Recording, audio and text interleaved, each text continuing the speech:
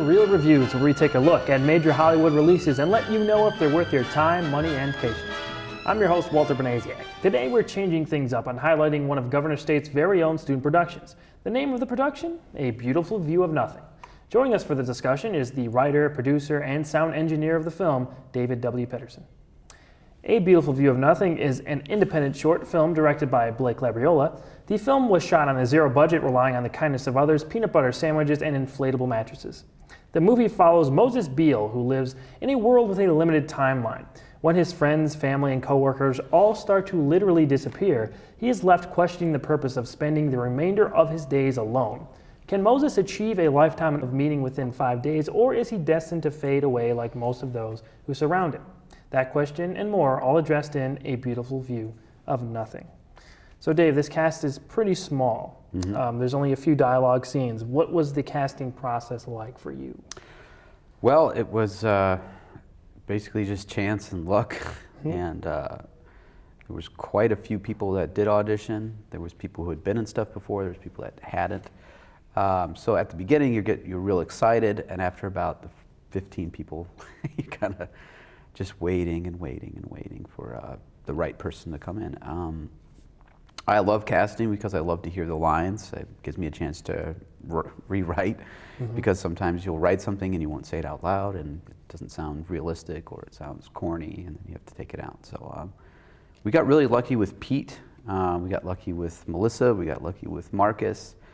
And I remember, like, Jeff Scududo, I knew already when I wrote it. I was like, yeah, he'd be great for the shopkeeper. And also the assistant director, Saham, walked in, and though he didn't get the main part, we put him in part of the thief. He did a really good job with that. So, yeah. So what were you looking for as the writer of the film? What were you looking for in the Moses character? Basically somebody that can make expressions, can get something across without having to say anything, which is way harder to do than it actually seems. Sure. So the good thing about Pete, I know this might not sound like a good thing, is that he's bald. So, like, his expressions from the back of his head. You can see all the muscle movement back there. And I remember when we actually cut the trailer, Kim, the cinematographer, showed it to a friend, and she said, man, there's a lot of scenes of that guy's head from the back, because it's just as, it has as many expressions as from the front. So Pete's baldness was a plus. His acting was also great, and he was very dedicated, very professional. I can't say enough good things about him. Right.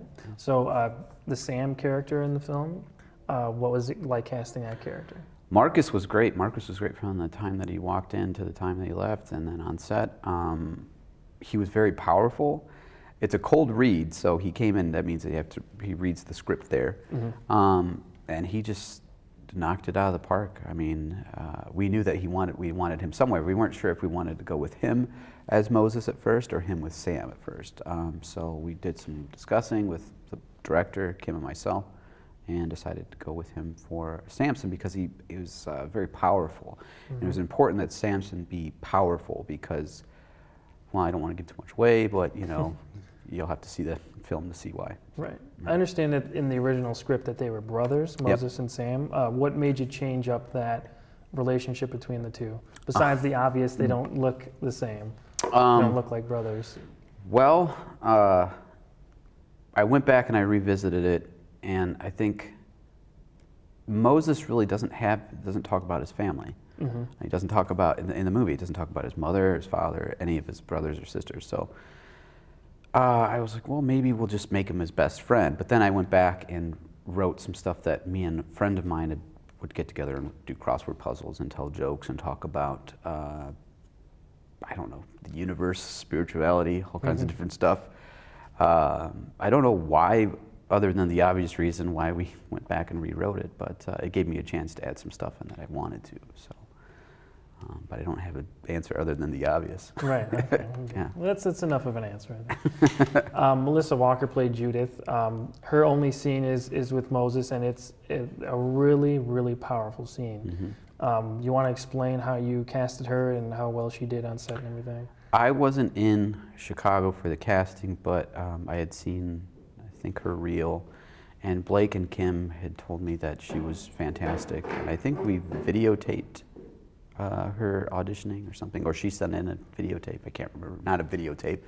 An old VHS. She sent us actually a VCR and a VHS A tape. VSR. Yeah, and she wrote her name on it and Wow. sent it on. Yeah, it was great. Wow, VCR player. Man. Well. No, and then she did a really good job. So, She did a fantastic job. It was great to work with her. I look forward to hopefully working with her again. So. Right. The chemistry between her and Pete is really something to look at. I mean, the subtleties in their one scene together can be a film within itself, I think. And even I think those two, if they were cast in something else, can carry a whole feature-length film by themselves. They actually live right down the street from each other. I didn't know that. Yeah, I'll give you guys the address when we're done. So. That's scary. No, they practiced. They practiced their breakup, which isn't scripted. They decided they wanted to get together and actually figure out how they broke up. So that's part of it, I think, why it works so well. Okay. All right, we're going to take a look at, I believe, that scene from the movie. You want to set that up a little bit? Sure. They're meeting basically on a park bench, and they're discussing their relationship as they've both moved on, but Moses quite hasn't moved on. Right. Okay, let's take a look at this clip from A Beautiful View of Nothing.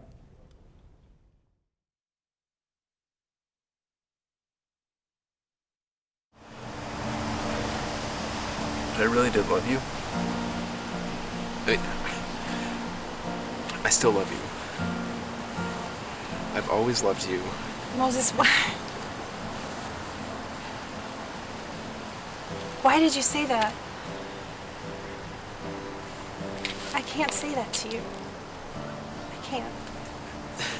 It's not fair. You wanted to be honest, right? No, like love, like friendship, love. I'm not saying this right. We're friends. We dated for a while, and now we're really good friends. That's all.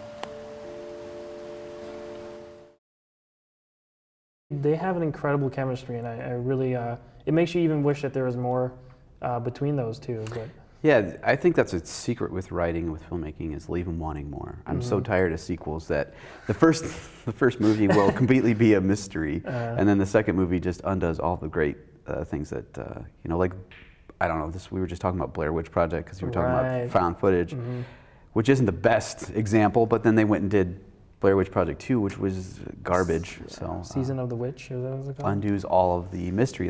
Yeah. I think that's important. Lightning round question, ready? Favorite actor, go. I don't know. Nobody? Maybe Michael Keaton. Michael Keaton. Great as Batman. I loved him in Jack Frost. I'd like to thank David W. Pedersen for talking with us today about this very unique student short film. Look out for A Beautiful View of Nothing at film festivals in the coming months. Remember, if it's not reviewed here, it just isn't real. I'm Walter Bernasiak, and I'll see you at the movies. Did I say Michael Keaton?